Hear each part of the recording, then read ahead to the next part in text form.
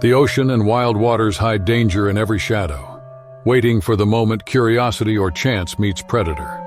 From the claustrophobic corridors of a sunken cargo ship where a colossal great white ambushed divers, to the controlled but deadly environment of a marine facility in Lanzarote, where an orca turned a routine inspection into a life-threatening struggle, these stories reveal how quickly adventure can erupt into chaos. On August 19, 2025, 5 divers descended into the cool, greenish waters off South Australia, aiming to explore a sunken cargo ship that had lain abandoned for decades, its steel hull rusted and encrusted with barnacles, narrow corridors twisting like mazes into shadowed compartments where sunlight never reached. Lucas Tierney, 32, lean and athletic from years of spearfishing and free diving, led the group, scanning the darkness for both intrigue and danger, aware that confined spaces like these could transform curiosity into mortal peril in an instant.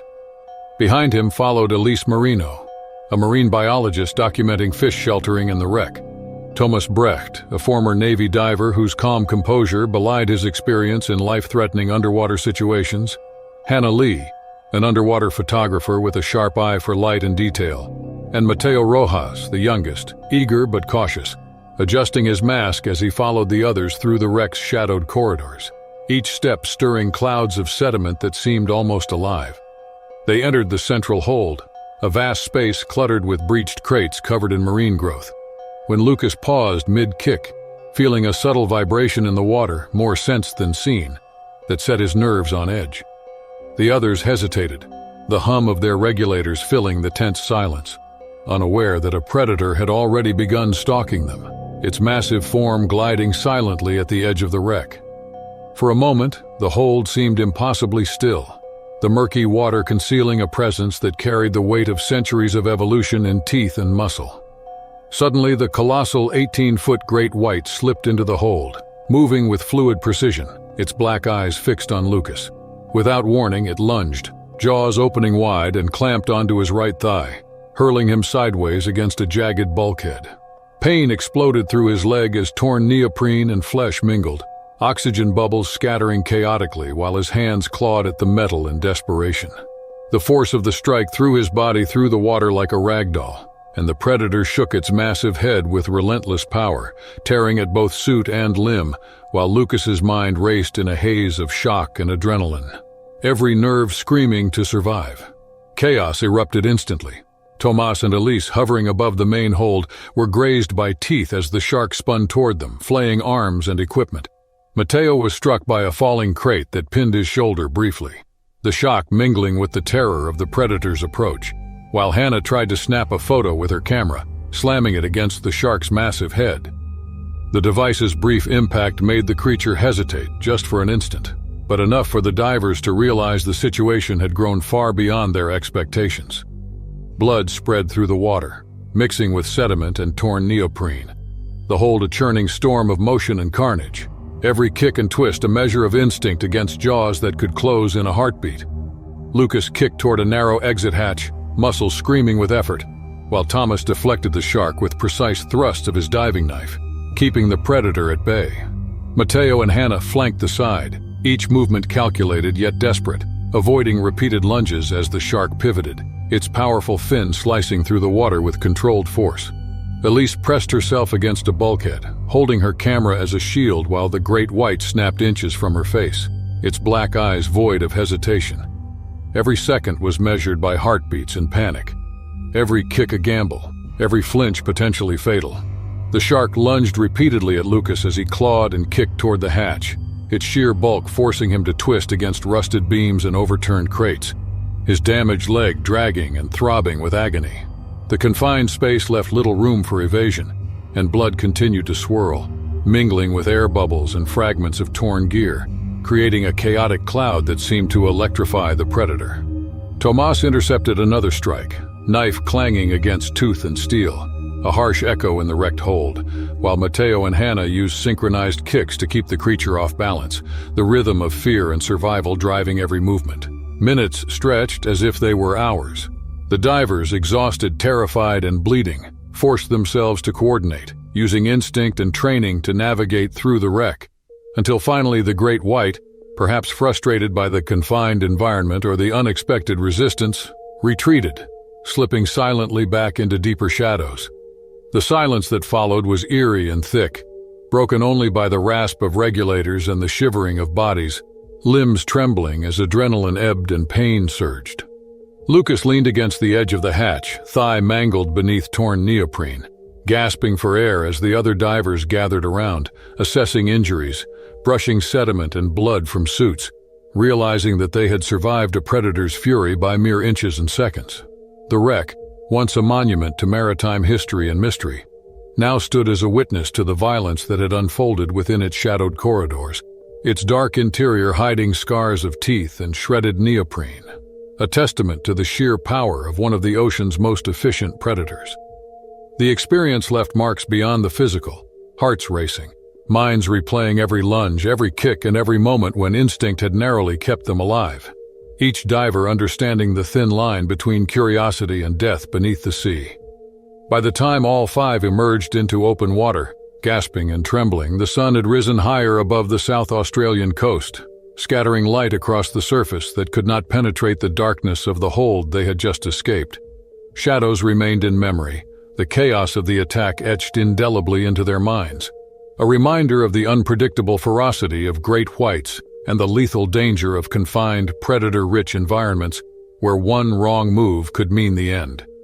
The divers, bruised and bloodied, carried the images of jaws shredding neoprene and swirling water in every heartbeat, a haunting testament to a day when exploration collided with one of the ocean's deadliest hunters, and survival had been measured in seconds and sheer will. It was mid-afternoon on September 12, 2025, when Jake Morrison, 29, lean and sunburned from years of water sports, and Mia Reynolds, 26, a marine photographer with a sharp eye for composition, tore across the open waters of the Florida Keys on their jet skis, the engine vibrations thrumming through their bodies as sunlight danced off the waves in a glittering, almost hypnotic pattern that mirrored their carefree excitement. The water stretching endlessly in every direction with a calmness that encouraged both laughter and reckless spontaneity. They had paused miles from shore, engines idling, to capture a few photos of each other. Mia leaning back dramatically to frame a perfect shot of Jake's jet ski cutting through the emerald surf, the spray glinting in the sun, and Jake adjusting angles on his own waterproof camera, the moment a seamless blend of thrill and artistry, their attention absorbed entirely in the beauty around them, unaware of the predator lurking silently beneath the surface. The sea had seemed serene, glassy except for gentle ripples that sparkled in the late morning light, carrying a deceptive sense of security that made them relax completely, letting their movements grow playful and unguarded.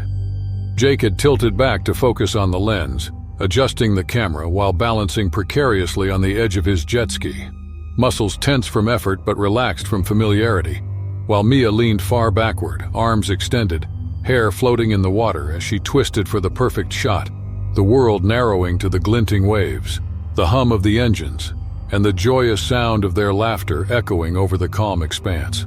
The pair was lost in the moment, each absorbed in capturing the other, the vastness of the water around them both exhilarating and oddly comforting, as if the ocean itself had granted a pause in time. Then, without warning, the surface of the water erupted violently, a massive dark form surging upward from the depths below. The sleek, muscular body of a 10-foot tiger shark cut through the shimmering green in a display of raw, predatory power, jaws wide and teeth glinting in the sun as it lunged at Jake's jet ski with terrifying speed. The force of the strike rocked the craft violently, tilting it sideways, throwing Jake partially overboard and scraping the calf of his leg along the fiberglass hull, pain blooming sharply as he struggled to regain balance while splashing wildly in the water, his camera nearly lost in the chaos. Adrenaline surged through him as instinct overtook thought, muscles coiling and releasing in rapid bursts to pull himself upright, heart hammering against his ribcage as the shark circled beneath, its dark eyes fixed on the nearest target, a blur of motion and intent that transformed the calm scene into a sudden battlefield between human and predator. Mia's reflexes were immediate. She twisted the throttle on her jet ski, sending a spray of water crashing toward the shark as she positioned her craft between herself and the predator. Her body leaning forward, hands gripping tightly as the engine roared beneath her, both a shield and a weapon. The shark lunged again, teeth snapping dangerously close to the hull, water erupting in white bursts from its swift movement, the raw power of its strikes sending shockwaves through the spray, and bouncing Jake against the craft once more. His hands clenched at the handles, knuckles white, legs trembling as he balanced partially in the water and partially atop the tilting jet ski, feeling the force of the predator's curiosity and aggression in every thrum and jolt, realizing how quickly a calm, playful moment could dissolve into a fight for survival. The water around them churned violently, salt spray and sunlight mixing with froth from the jet ski's motion, creating a dizzying blur that mirrored the chaos of the attack. The tiger shark circled relentlessly, snapping near the hull repeatedly, jaws closing inches from their limbs, powerful tail fins slicing through the water with controlled force, as if marking territory, testing responses, or driven simply by instinctual curiosity. Jake's leg throbbed sharply from the scraping contact with the fiberglass, the pain mingling with fear as he forced himself to kick and stabilize, heart racing as he realized the magnitude of the creature they faced, one that moved with silent authority below the surface, capable of crushing, tearing, or simply disappearing into the depths at will. Mia handled the jet ski with steady precision, holding the shark at bay while Jake fought to regain his composure. Every movement was measured yet edged with desperation, each tilt of the craft meant to deter the predator without provoking it further. Spray and wake briefly hid the shark, but its dark shape soon reappeared, gliding beneath the surface, muscles rippling as it circled. Sunlight caught its teeth in fleeting flashes, each deliberate motion a chilling reminder that even the smallest mistake could be fatal.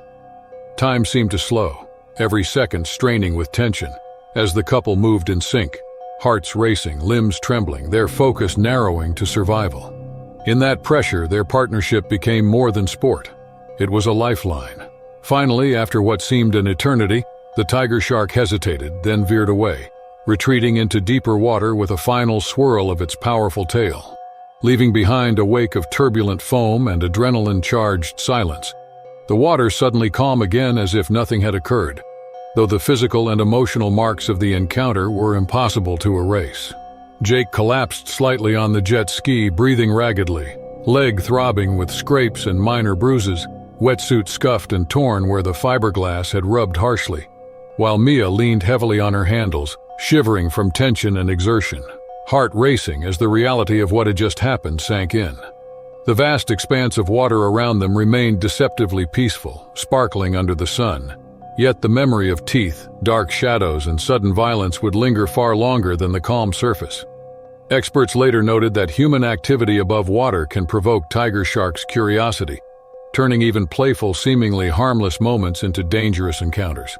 Jake and Mia's experience became a reminder that the ocean, though inviting and exhilarating, carries inherent risks, particularly when humans and apex predators share the same space in conditions that appear tranquil but conceal lethal potential.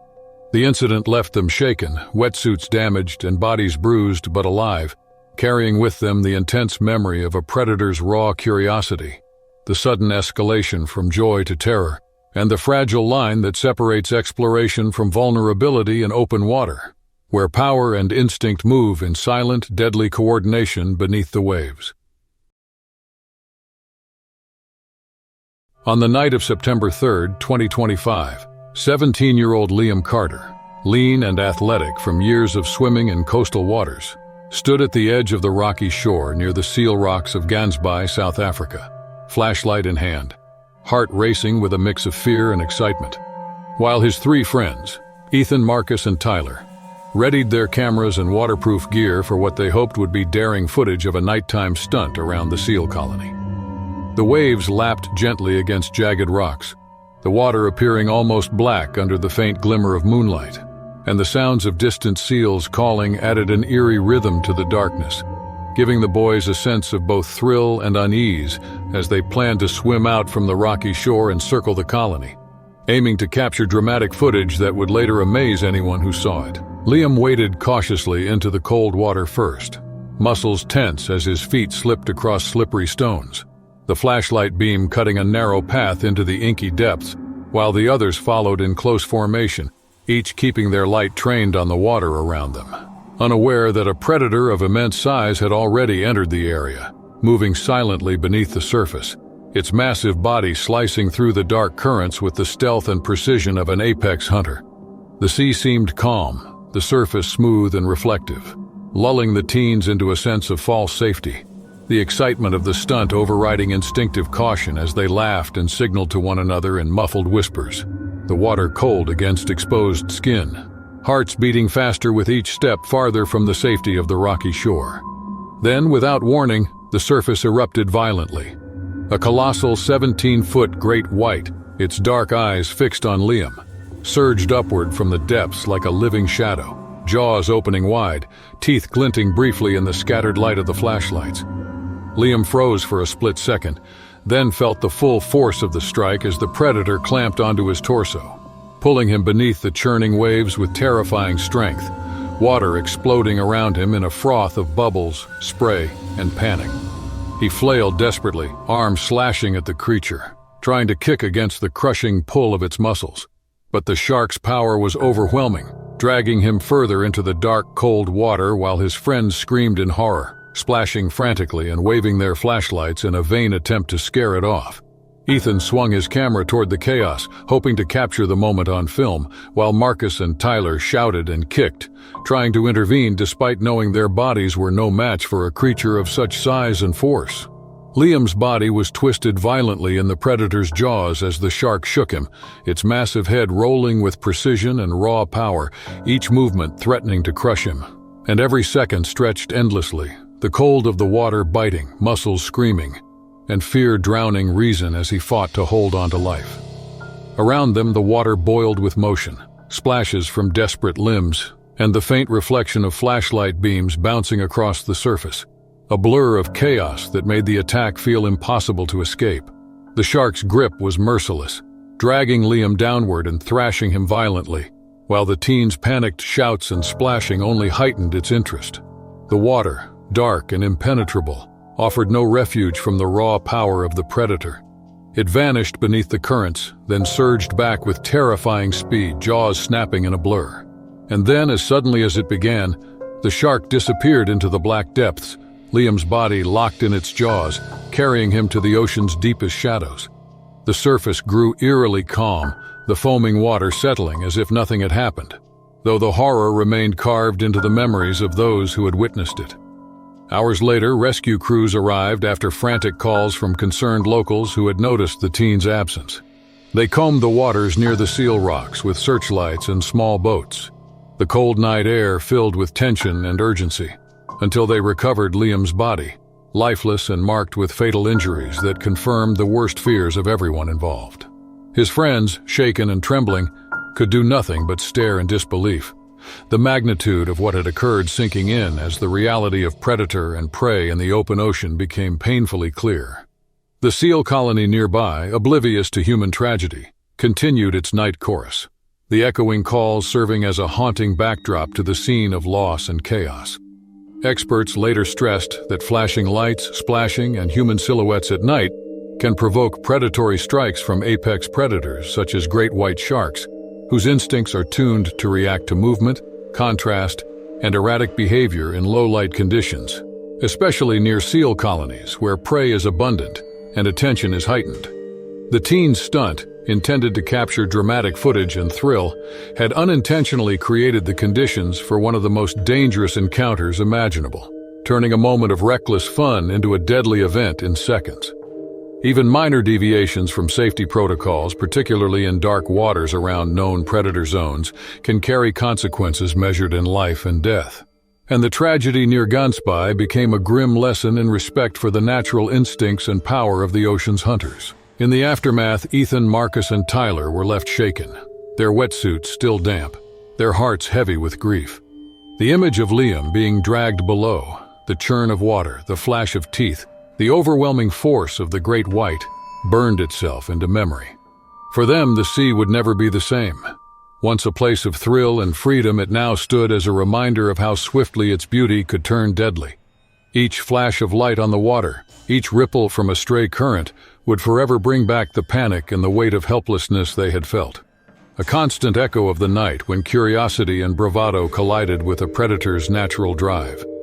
The darkness that night hid both fear and the ocean's raw power, and the seal rocks of Gansbai, peaceful in appearance, became a stark symbol of the fragility of human life when confronted with one of nature's most efficient hunters, leaving those who survived to carry the lessons of vigilance, respect, and the unpredictable danger that exists whenever humans step into waters patrolled by apex predators under the cover of night. Liam's death remained a sobering testament to how quickly fun and thrill can transform into tragedy, and how instinct, size, and environment can make even the bravest swimmer powerless against the jaws of a great white. On the morning of November 7, 2024, Tom Harris, 42, an experienced guide with over 15 years of leading tours through northern Australia's mangrove rivers, steered his kayak carefully along a narrow, winding channel, the dense greenery pressing in on both sides and sunlight reflecting off the dark, slow-moving water, known to harbor giant saltwater crocodiles. Two clients followed closely: Anna Phillips, a keen photographer eager to capture wildlife, and David Chen, a university student drawn to adventure but cautious by nature. The air was thick and humid, heavy with the scent of wet earth and decaying leaves, while the river's calm surface masked the immense power waiting below. Tom reminded himself constantly that even familiar stretches of river could turn deadly in an instant. They paddled quietly for nearly an hour through a section where pools widened beneath dense canopies and submerged logs hid just beneath the surface. Tom kept the group in formation, moving deliberately, warning silently against splashing or sudden movement that could attract predators. Anna clicked her camera softly, while David balanced nervous excitement with careful paddling. Unseen beneath the water, a 16-foot saltwater crocodile had detected the kayaks, muscles coiled and eyes fixed, waiting for the perfect moment to strike, the predator's presence hidden by the dark, murky depths. Without warning, the water erupted as the crocodile lunged, jaws clamping onto the side of Tom's kayak with crushing force. The vessel flipped violently, throwing Tom, Anna, and David into the cold, churning water. Limbs flailed, paddles scattered, and the shock of cold collided with terror as the predator thrashed violently, rolling its massive body and dragging Tom under, smashing him against submerged logs and roots. Every movement sent waves of pain through his arms, shoulders, and ribs, but instinct and adrenaline drove him to kick and twist desperately, trying to free himself from the predator's grip.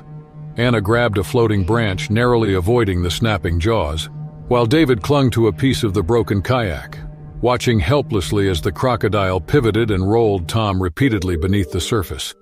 Water foamed violently, debris swirling, and every second stretched with the force of the predator's massive body, teeth snapping close enough to crush bone. Tom's muscles screamed, lungs burned, but he fought with every ounce of energy, his mind focused entirely on survival. Fellow guides trailing behind had reacted immediately, paddling toward the scene with ropes and spare paddles, splashing and shouting to draw the predator's attention. The croc pivoted toward the noise, giving Tom a chance to roll free, and finally, after a series of savage shakes, it released him. He surged to the surface, gasping, bleeding from deep lacerations, muscles trembling with exhaustion, bruises already forming across his torso and shoulders. Fellow guides reached him immediately, stabilizing him on a section of kayak while staying alert for the predator's possible return. Anna and David, though shaken and drenched, were physically unharmed beyond minor scratches, but the psychological weight of the attack pressed heavily. The violent spins, bone-crushing force, and sheer size of the predator seared into their minds.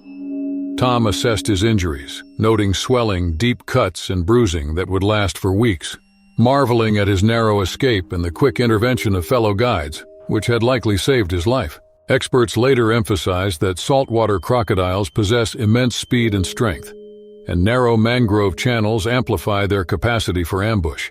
Even skilled guides are vulnerable, and sudden movement, splashes, or the presence of small watercraft can provoke attacks in seconds. Survival often depends on rapid response from others as much as personal skill or strength.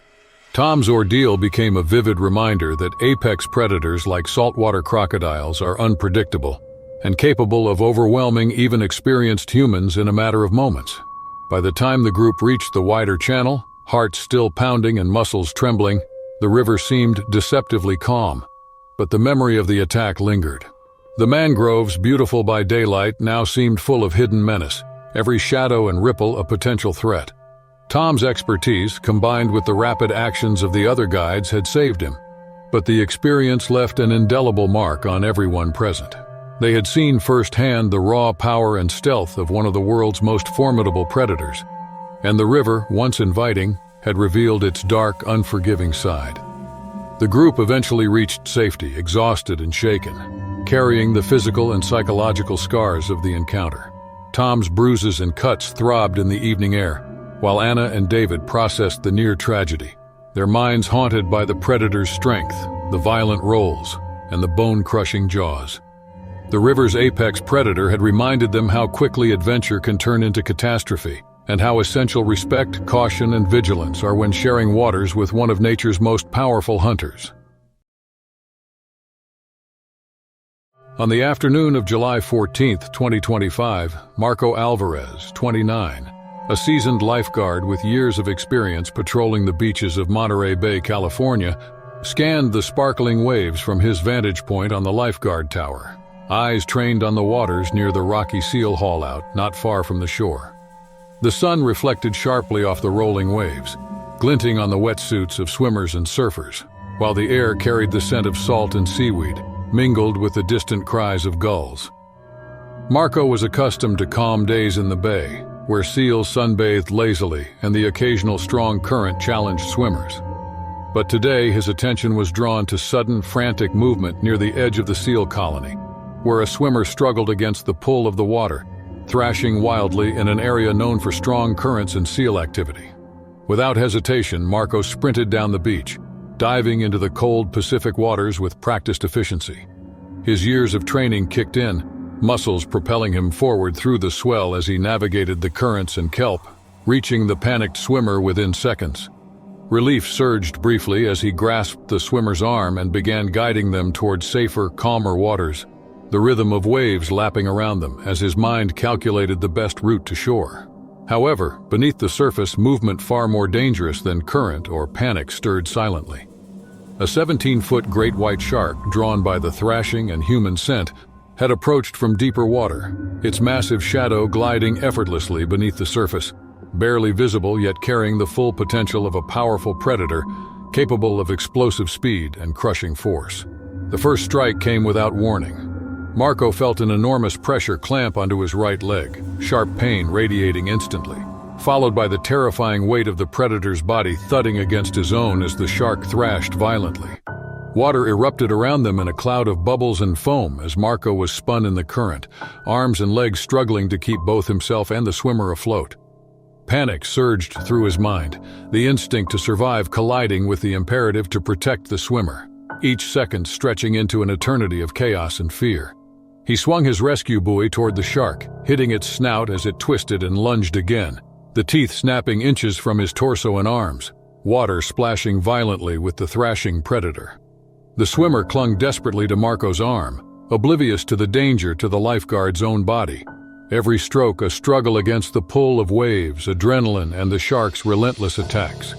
Marco kicked with as much force as he could muster, twisting his body to redirect the predator's attention and prevent it from returning to the swimmer.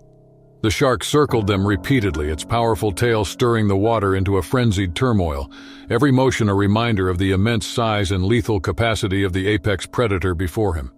Each lunge and snap tested Marco's endurance, forcing him to rely on both instinct and training to anticipate the animal's next move, while maintaining control of the panicked swimmer. Minutes, or what felt like minutes but were likely only seconds, passed in a blur of splashing foam and sudden violent movements. Marco's leg throbbed with sharp pain from the shark's bite, lacerations tearing through wetsuit and skin, while bruises formed from the force of the predator's strikes and the thrashing of waves around them. He adjusted the angle of his body repeatedly, striking with the buoy whenever possible, forcing the shark's head away. The predator circled once more, water frothing, then disappeared into the deeper, darker waters of the bay, leaving Marco gasping and shaking, but with both himself and the swimmer intact. When they reached the shallows, Marco's muscles screamed with exhaustion, his leg bleeding from deep lacerations and bruised from the thrashing. He collapsed onto the sand briefly, checking the swimmer over to ensure no injuries. Relief washing over him even as the shock of pain and adrenaline left him trembling. The swimmer, wide-eyed and stunned, remained physically unharmed. But the images of the attack, the sheer power of the predator, the chaos of thrashing water, the teeth snapping close enough to feel, would remain with both of them forever. Witnesses on the beach described the terrifying seconds of the encounter, the sudden explosion of water, the frantic motions of the swimmer, the determined yet struggling lifeguard, and the menacing shadow beneath the surface that rose and struck with unimaginable force. Lifeguards and bystanders later recounted how the rescue had seemed impossibly close to disaster, the shark's presence hidden until the moment it attacked, the sequence of events unfolding too fast to process in real time. Marco's swift response and calm under pressure were credited with preventing a second, potentially fatal attack on the swimmer, highlighting the razor-thin margin between survival and tragedy in encounters with apex predators. Medical personnel attending to Marco at the beach noted deep lacerations across his right leg, along with bruising along his torso and arms from the violent struggle in the water. Though he would recover physically, the psychological impact lingered, as images of the predator's speed, the power of its jaws, and the near-fatal moments replayed in his mind. Experts reviewing the incident emphasized that sudden splashing, rapid movement, and human silhouettes in proximity to great whites can provoke either curiosity or predatory behavior, even during heroic interventions. In particular, the area near seal haulouts is known to attract hunting activity, and the combination of panicked swimming and rescue attempts can unintentionally trigger attacks in otherwise controlled situations. In the days following the incident, Marco reflected on the encounter. The mixture of fear, adrenaline, and instinct etched into his memory. Every step along the shoreline, every glance at the darkening water, reminded him of the invisible danger that lurked beneath. He carried the scars of the attack, both physical and mental, aware that his quick thinking had saved another life, but left him permanently aware of the fragility of human safety in the ocean. The swimmer recovered quickly, grateful and awed by the courage and resilience of their lifeguard. Yet both remained haunted by the memory of the sudden violence that had erupted from the depths. The Monterey Bay attack became a sobering reminder of the power of great white sharks, the speed and precision with which they strike, and the fine balance between human bravery and natural predation. Marco's survival depended on skill, quick thinking, and relentless determination. But even for someone trained and experienced, the encounter illustrated how little separates safety from catastrophe when faced with a predator capable of explosive power and lethal intent. Despite the trauma, Marco returned to lifeguard duties months later, forever carrying the lessons learned from a near-fatal encounter that could have ended in tragedy within seconds. On the morning of September 12, 2025, Marta Rodriguez, 41, a veteran Marine trainer with over 15 years of experience working with orcas, prepared for her routine shift at a marine facility near Lanzarote, Canary Islands. The sun had just begun to warm the water in the expansive pool, reflecting off the surface with a bright shimmer, while gulls wheeled overhead, their cries mixing with the low rumble of pumps circulating water through the tanks. Marta had worked closely with Noob, a 12-foot male orca with a history of cooperative behaviors, training exercises, and regular health inspections. Despite years of experience and a deep understanding of the animal's tendencies, she remained acutely aware that orcas, though highly intelligent and responsive, are apex predators with immense strength, capable of unpredictable aggression if provoked or overstimulated. That morning, Marta's task was a standard dorsal fin inspection, a procedure she had performed countless times. She approached the pool, moving along the edge in her black wetsuit, gloved hands ready with specialized tools for the check. Noob swam slowly beneath the surface, his massive black and white body gliding effortlessly, dorsal fin slicing the water with precision, eyes occasionally lifting toward Marta with curiosity and recognition. Fellow trainers observed from the platform, prepared to intervene if necessary. But there was no indication that Noob would act beyond the expected routine. The water shimmered, calm except for the gentle swirls of the orca's movements, and the occasional flash of his tail as he shifted position.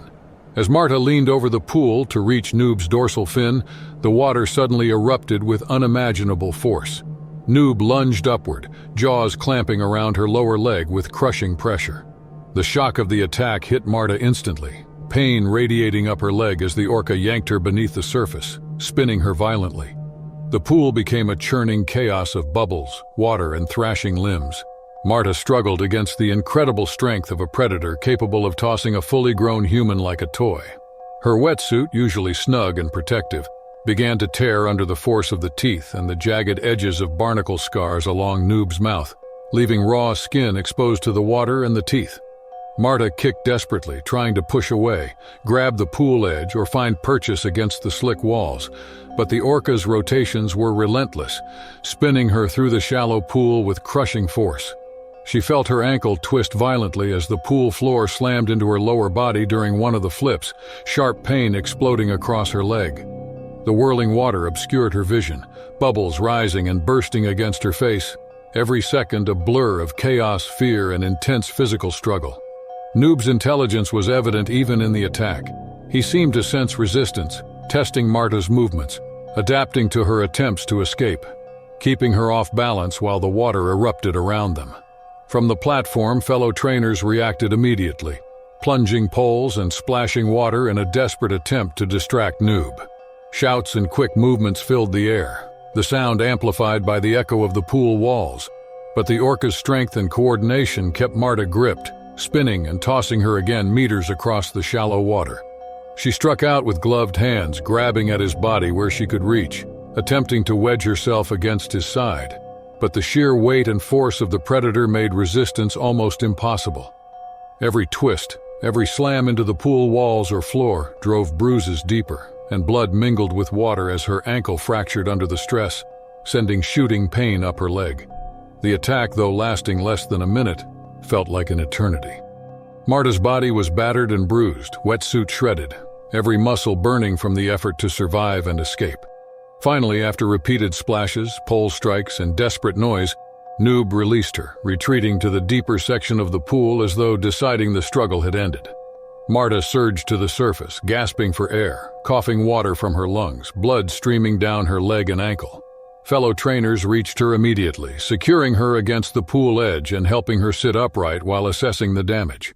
She was bleeding heavily, her wetsuit in tatters, and her ankle pain was sharp and immediate, accompanied by deep bruises along her arms, torso, and leg from the violent rolls and throws. Emergency protocols were activated, and medical personnel examined Marta carefully. X-rays later confirmed a fractured ankle, while bruising covered large portions of her body. Deep lacerations marked the areas where Noob's teeth had snagged her wetsuit, and psychological shock left her trembling and disoriented. Despite the trauma, she remained conscious, fully aware of how close she had come to far worse injury, or even death. Witnesses described the scene as terrifying: the sudden eruption of water, the speed and power of the orca, Marta being thrown through the shallow pool, and the desperate intervention of the trainers, all unfolding in seconds that seemed far longer to those present. Experts analyzing the incident later noted that even experienced trainers face inherent risks during direct interaction with apex predators. Orcas, while highly intelligent and usually cooperative in managed care, possess the strength to cause life-threatening injuries in moments, and behaviors can escalate unpredictably. The attack demonstrated how quickly routine procedures can turn into life-or-death situations, particularly when the animal reacts unexpectedly or becomes overstimulated. Marta's survival was credited to rapid intervention, her own resilience, and the experience of her colleagues who responded without hesitation, using poles, water splashes, and loud noises to distract the predator long enough for release. In the days following the attack, Marta remained under observation, her physical injuries beginning to heal slowly but her mind replaying the event repeatedly. The fractured ankle and bruises would take weeks to recover fully, while the psychological impact lingered. The sudden eruption of violence, the sensation of being tossed, the sheer power of the predator, and the knowledge that even a routine procedure could escalate into something life-threatening in seconds. Her colleagues worked closely with her, ensuring she had the support needed to return to duty safely, emphasizing safety measures, distance protocols, and continual assessment of the orca's behavior before engaging in any future training interactions. Though the attack was brief, it served as a reminder of the fine line between human control and nature's power. Marta had extensive experience, deep understanding of orca behavior, and full confidence in her colleagues. Yet one unpredictable action from Noob had transformed a familiar, controlled routine into a harrowing encounter. Months later, Marta returned to the facility, moving carefully and cautiously, aware that trust between trainer and animal could coexist with ever-present risk. The scars on her ankle, the bruises on her arms, and the memory of being thrown across the shallow pool remained as reminders of the encounter.